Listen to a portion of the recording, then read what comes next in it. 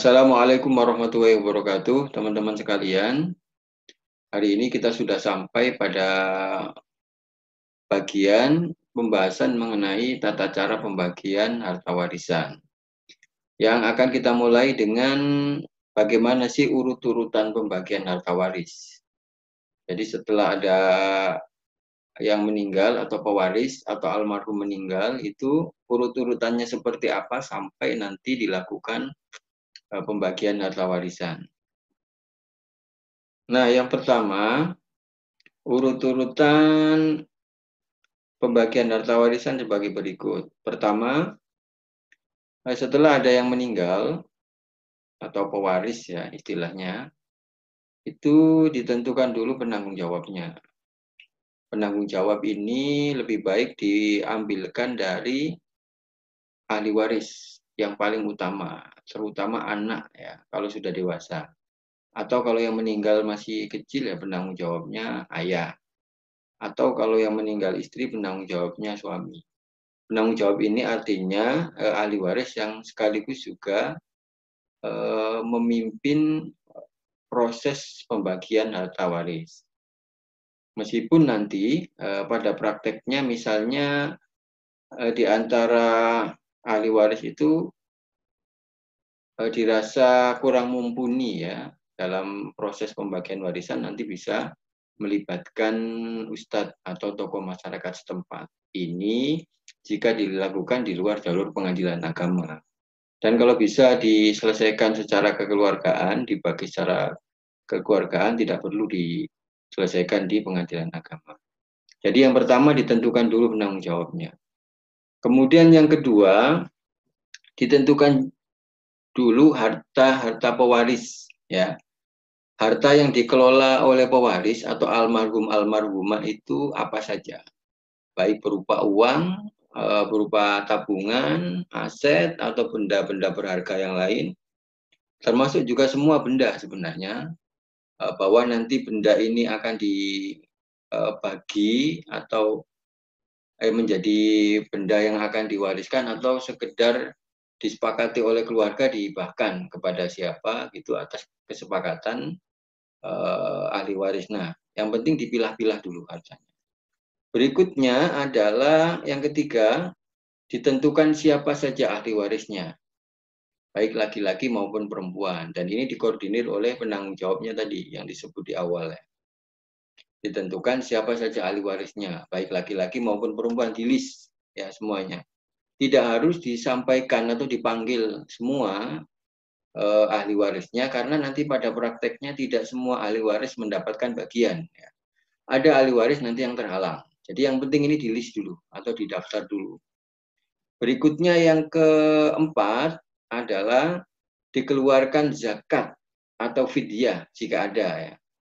Tanggungan zakatnya baik zakat mal maupun zakat fitrah misalnya ataupun fidyah. Ya, fidyah itu tanggungan misalnya terkait dengan puasa, misalnya almarhum ini pernah sakit kemudian tidak menjalankan puasa, nah itu membayar fidyah. Nah, diselesaikan dulu. Ini urutannya begitu ya. Jadi harta yang perlu dikeluarkan dari bagian harta dari almarhum itu yang paling penting ini zakat atau fidyahnya. Ini sudah kita bahas di dalam pertemuan yang kedua ya dulu ya. Baru setelah itu dikeluarkan harta ini yang bukan milik almarhum, atau bahasa di sini dikembalikan harta milik orang lain. Misalnya si pewaris atau almarhum ini mengelola harta orang lain ya, atau harta jaminan atau harta pinjaman dan seterusnya, ini diselesaikan semuanya ya. Berikutnya yang keenam urutannya dikeluarkan biaya pengurusan jenazah. Kenapa ini nomor sekian ya setelah zakat?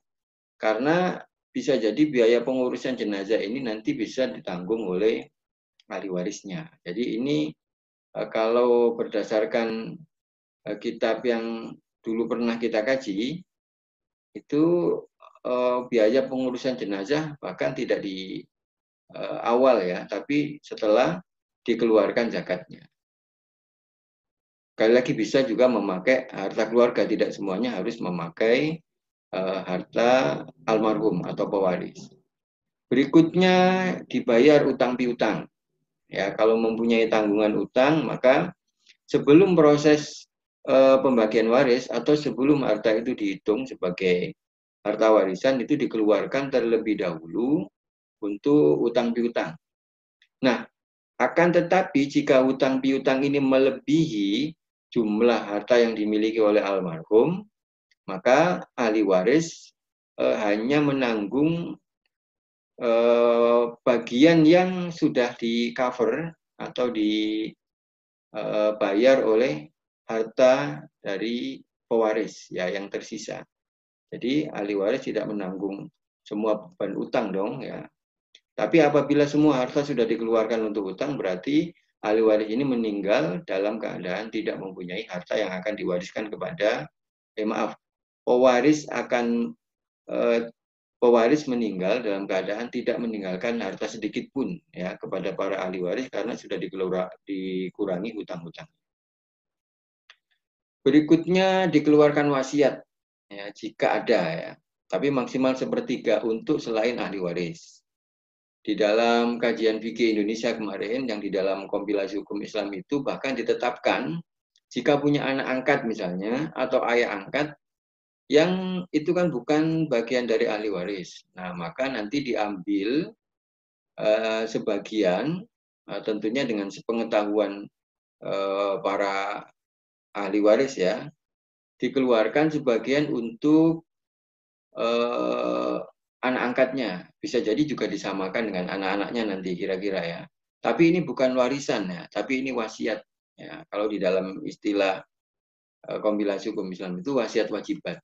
Dan ini sudah umum ya di beberapa negara para mufti, di beberapa negara muslim para mufti juga mempunyai konsep wasiat wajibat ini. Ini adalah cara memberikan harta kepada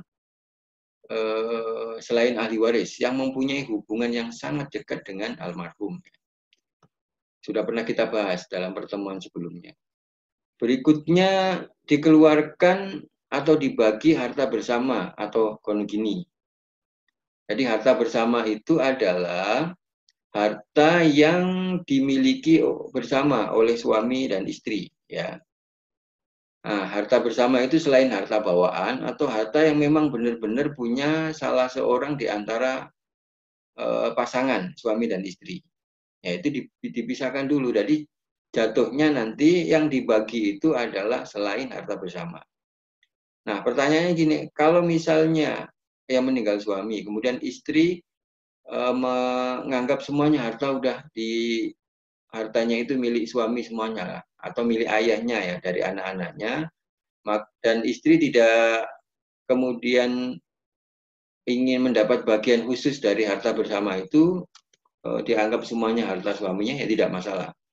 Nah, tapi ditegaskan dulu ya ketentuan mengenai harta bersama. Harta bersama ini memang masih debatable ya. Sebagian ulama, terutama dalam kitab-kitab klasik itu menilai harta itu milik suami ya. Ini terutama yang bekerja suaminya ya. Kalau yang bekerja suaminya maksudnya. Dan istrinya datang tidak membawa harta.